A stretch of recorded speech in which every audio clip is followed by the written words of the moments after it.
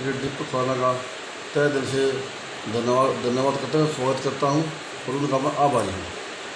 जहाँ तक लाइन पार में टिकट की बात है, चुगला साहब ने ये सोचा है कि लाइन पार में अपने निर्दय किस्म के आदमी रहते हैं और उनका जो मान सम्मान हमारी पार्टी करती है।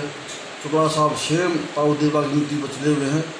ताऊ देवीलाल जिस प्रकार से नीचे से अपने वर्कर को प्रचार करते थे, अपने वर्कर को पैदा करते थे और उसी को आगे पहुंचाते थे, और जो वर्कर भी ऐसे होते थे जिसको पूरा एक्सपीरियंस होता था। किस प्रकार से राजनीति में युवाओं की बहादुरी चाहिए, किस प्रकार से किसान का समस्याओं का समाधान होना चाहिए, किस प्रकार से मजदूर की मजदूरी बननी चाहिए, इस बातों को लेकर के चुगला साहब ने मेरे को यहाँ पार्टी में आगे भेजा है और किसान के बेटे को, मजदूर के बेटे को और एक फौजी को मान सम्मान दिया है। जी, दीपेंद्र सिंह हुड्डा बहादुरगढ़ में आजकल ज़्यादा कार्यक्रम करे हुए हैं, क्या उनको कुछ किसी बात का डर है? जहाँ तक दीपेंद्र सिंह हुड्डा की बात है, वो एक राजा के बेटे हैं, वो एक राजकुमार हैं और राजकुमार जी को चिंता सताई हुई है कि उसके साथ एक जाति विशेष के आदमी प्रोग्राम करवाते हैं। वो भी क्या होता है, अगर वहाँ पर भंडारा है, रागनी कंपटीशन है, वो आएगा, मुख्य अतिथि होगा, उसके कोई आदमी दूसरी बरादरी के प्रोग्राम नहीं ले रहे और इसलिए वो वह जाति विशेष के आदमी प्रोग्राम लेते हैं। उसके साथ स्टेज बागी पीछे जाति विशेष के आदमी होते हैं और जो सभा में होते हैं ये लोग हलवा पूरी के लिए, नाच गाने के लिए, भंडारे के लिए बुलाए जाते हैं, उसके लिए इकट्ठा किए जाते हैं। इसलिए उसको पता अब की बार उसकी हार निश्चित है। किन एजेंडों के साथ इनेलो पार्टी और आप मैदान में हैं? लोगों के साथ बहुत बड़े बड़े वादे भी किए जाते हैं, तो आप कैसे वादे करेंगे? मैं फौजी आदमी हूँ, चुगला साहब का सिपाही हूँ, झूठ में हम बोल नहीं सकते। सबसे बड़ी देश में जो समस्या बेरोजगारी की है, हर साल हरियाणा से 20-22 लाख बच्चे मैट्रिक ग्रेजुएशन कर जाते हैं और आगे जाके बेचारे जैसे नदियों में पानी रुक जाता है और एकदम से इस हिसाब से कई लाख बच्चे आगे जाकर नौकरी नहीं मिलती और माँ बाप पर बोझ बन जाते हैं। बच्चों की कोई गलती नहीं, वो अपनी पूरी पढ़ाई करते हैं ईमानदार से, लेकिन बेरोजगारी अथाह है। सबसे पहले मेरा जो ध्यान होगा, जो युवाओं को रोज़गार देने का होगा। भाजपा ने भी बड़े बड़े वादे किए, 2 करोड़ युवाओं को रोजगार देने की बात और 15-15 लाख रुपए खाते में आने की बात, क्या कहना चाहेंगे? भाजपा जो एक कैडर बेस पार्टी नहीं है, ये जुगाड़ की पार्टी है। आपने पता है, ये सारी पार्टियों के अच्छे अच्छे वर्कर लोभ दे के, प्रलोभन दे करके हरियाणा में इकट्ठी किए, ऐसे सेंटर में इकट्ठे किए, तो कोई कैडर बेस पार्टी नहीं है। ये झूठ का सारा राज लाती है, जात पात की बात करती है, जबकि जात पात राजनीति में कोई मायने नहीं रखती। राहुल गांधी जी द्वारा अब न्याय होगा ऐसे नारे दिए जा रहे हैं, कैसा न्याय करेंगे कांग्रेस? राहुल गांधी मेरे अपने हिसाब से कोई ज़्यादा पॉलिटिशियन नहीं है, उसको भारतीय राजनीति का ज्ञान नहीं है। विदेश में पढ़े हैं, विदेश में रहे हैं, यहाँ के कल्चर से किसान की क्या समस्या है, मजदूर की क्या समस्या है, छोटे व्यापारी की क्या समस्या है, स्टूडेंट की क्या समस्या है, इन बातों से वो वाकिफ नहीं है।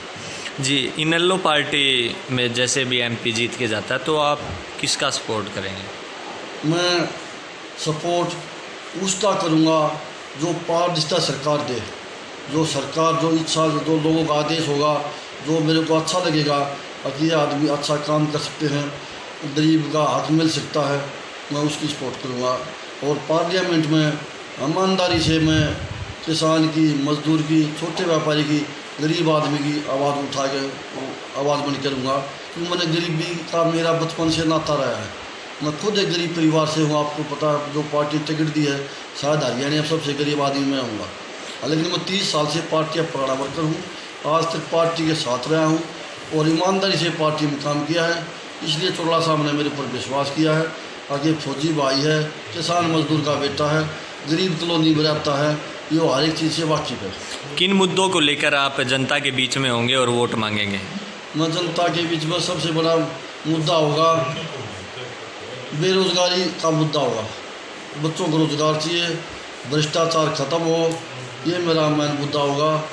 और भाईचारा आपस में जो समाज में पिछले 8 साल के दौरान में जो भाईचारा में काफ़ी गिरावट आ गई, भाईचारे को काम करने की कोशिश करूँगा। अगर हम सब भाई हरियाणा में मिलजुल करें, जात बरादरी से ऊपर उठें और ईमानदारी से इकट्ठे होकर ये लोगों के लिए क्या संदेश देना चाहेंगे आप? लोगों के लिए यही संदेश है, आने वाला चुनाव है और वोट को सबका 18 साल के बाद में सबको अधिकार है। अपना वोट, सभी पार्टी बुरी नहीं होती और सभी पार्टी अच्छी नहीं होती।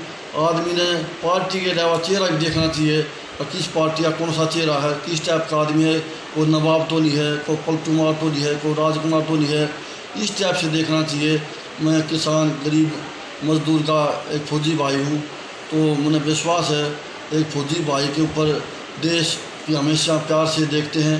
और जो कुछ आदमी तो हमारे ऊपर राजनीति करते हैं, अब इतिहास ये बताएगा अगर मेरी जीत होती है तो ये भारत के लोगों की जीत है, अगर उनका फौजी के प्रति सहानुभूति है। अगर कहीं गड़बड़ होती है तो हम फौजी भाई ये समझेंगे, और कहीं न कहीं फौज में कोई कमी रहेगी हमसे, हमको ये भाई पसंद नहीं करते, ये सच्चाई है।